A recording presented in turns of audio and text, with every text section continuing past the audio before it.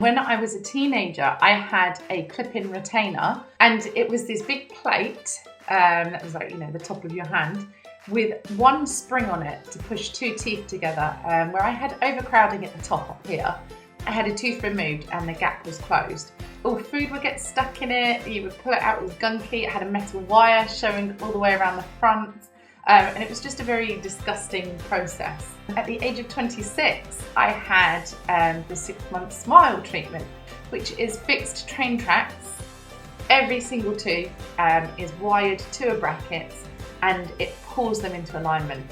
So I found that my teeth, as I've grown up, kind of grew wonky, they moved, they overlapped, they weren't straight and square all the way around, which is what I wanted.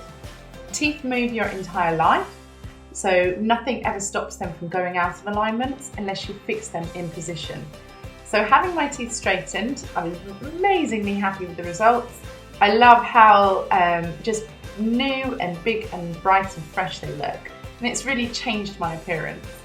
Unfortunately, after I had my treatment, I had a wire fitted to the back of my teeth, around there and at the bottom, and that stays on there permanently, and that stops the teeth from moving out of alignment. However, my teeth are very strong or love to move for some reason.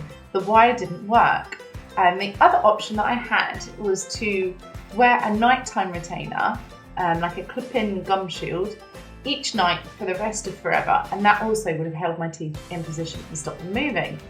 I chose the wire to hold them in place because I believed that having something permanently fixed to your teeth, much like the train tracks were, would mean that they can't move, you can't break it, you don't have to take it out, there's no worry about cleaning it or losing it. So I asked for the wire, and my teeth just seemed to be too strong to hold it in place.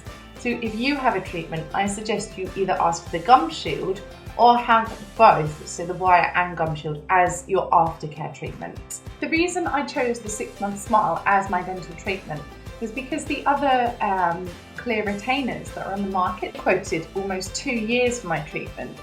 And I kind of weighed up, do I want something that is visible, really obvious and stuck to your teeth, or something that you can remove when you need to? Even though I had 6-month smile, it didn't take 6 months. It took 4 months to complete all of my wonky teeth perfectly straight. So that blew me out of the water. Because the brackets are constantly on the teeth, they're adjusted, they're pulling, they're pushing, they're moving it into position. And for the results and the time to be the quickest, 6-month smile is absolutely incredible for that. I didn't choose clear aligners simply because I was told where my teeth were so wonky, I would need brackets fitted to the teeth that the aligner could push against. So that meant that even if I took the aligner out, I would still be left with squares sticking out all over my teeth, kind of like I'd had porridge stuck in my mouth. And that wasn't a look that I was wanting to go for, knowing it could take 2 years. So I chose 6-month smile, loved my treatment. After it finished, my teeth moved. Really annoying. So the two bottom ones here, right in the middle, they've just kind of wobbled like that slightly. And I need to put them back in place before I have my wire fitted and a nighttime retainer. So I've gone for a clear retainer, which I have been told will take 6 weeks, just to push the two middle back together. This is the retainer here, and as you can see, it looks like something you wear at Halloween. It's surprisingly hard. It has got some bend to it, and these are the trays that pop in and out, just like the treatment I would have had, minus the squares, because I'm not twisting teeth or anything like that. It's just the two to come back into a line in the middle. So I want to show you how I put this in. It's very simple. It's moulded to your teeth. So you take a putty mould where they get that tray with all the goo in, they stick it in, pull it out, and then they send it off. And it's made to fit your teeth exactly.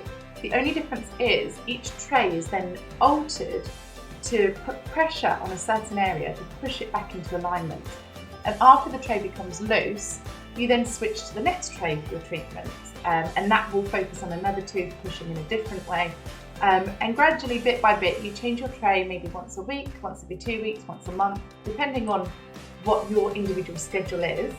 And then it corrects your teeth very discreetly, really. So this is my retainer for my bottom teeth. I don't need anything doing to the top. That still has the wire attached. It pops in very easily.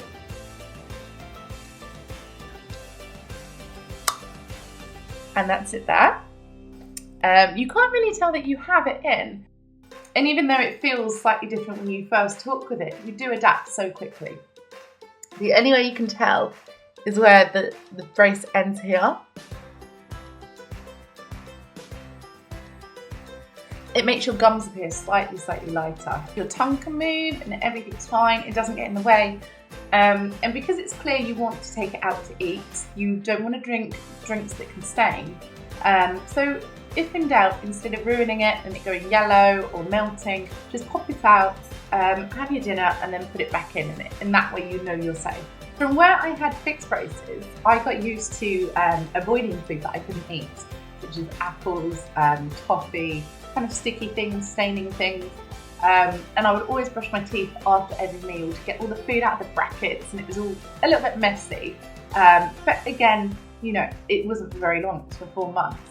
With this, I can eat everything as I normally would. I just pop it out first. So it gives you the freedom to have foods that you love. Just your treatment will take a little bit longer. So to start with, I found it very difficult to remove the aligner because it was so tight in my mouth, which it has to be to move the teeth, that I couldn't get it out with my fingers. I had to use 2 teaspoons. And this is how I removed my retainer for the first 3 days, I would say, 2 or 3 days. Under the corners and lift it up. And then it pings out. It was so tight, I broke my thumbnails trying to pull it out. It just didn't happen. And as the days have gone on, I'll show you now, I can actually get it out with my hand. Back in. Ta-da! It does become easy to get off. It's just the first few days when you have it, you really have to use something to try and get it out. But other than that, I think it's brilliant. You know, it's very discreet. I don't take it out in photos. You know, I'm not concerned that people are going to see that I have a retainer. That's just, it is an ingenious idea.